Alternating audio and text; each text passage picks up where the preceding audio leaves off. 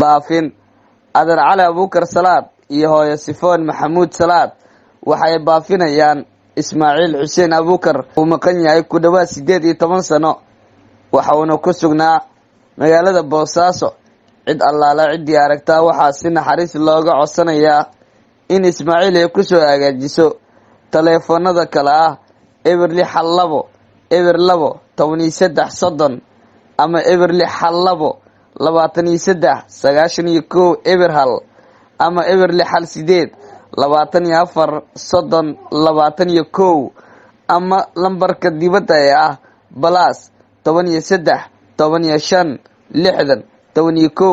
48 eber plus 96 65 konton 19 63 13 midabkiisuna waa maarin waxaana cid markii ugu wardambeysay oo ku hadalhayay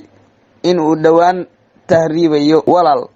haddii aad Ismaaciil meel ku ogtahay ama aad meel ku aragtay fadlan la xiriir hooyadii sifoon maxamuud salaad